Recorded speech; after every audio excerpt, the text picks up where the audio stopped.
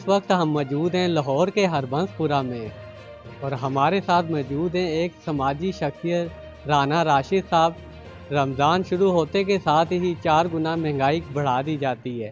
آئیں ان سے جانتے ہیں وہ اس بارے میں کیا کہتے ہیں۔ جی السلام علیکم۔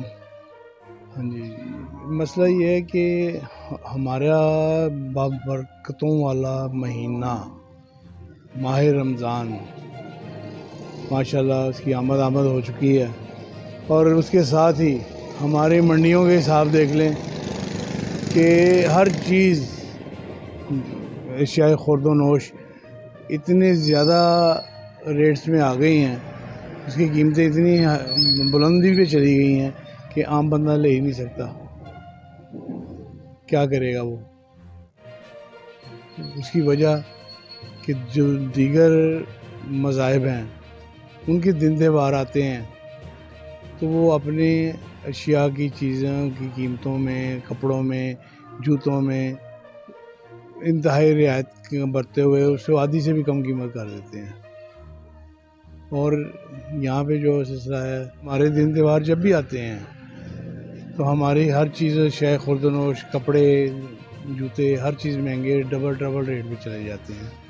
اب عید کا بھی گہما گہمی ہو جانی ہے، غریب آدمی کیا کرے گا؟ میں تو حکومت سے یہی التجا کروں گا، محترمہ مریم نواز صاحبہ سے، کہ اس چیز کے اوپر غور کریں کہ غریب آدمی کہاں جائے۔ اس کے منہ سے تو نوالا بھی چھینا جا رہا ہے، اور ہمارے تاجر برادری جو ہے ان کو ذرا غور کریں کہ کیا کر رہی ہے، منڈیوں میں کیا ہو رہا ہے، ان کو ذرا دیکھیں، ان کے اوپر کوئی ایکشن لیں تاکہ ہماری پستہ حال عوام جو ہے وہ بھی سرخرو ہو سکے۔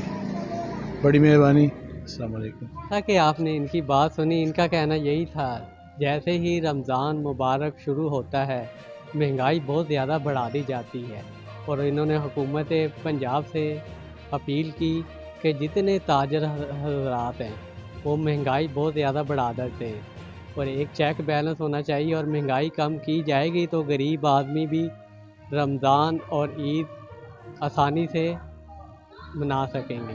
کیمرہ مین محمد علی کے ساتھ محمد ساجد، دنیا ہے صحافت کی، لاہور۔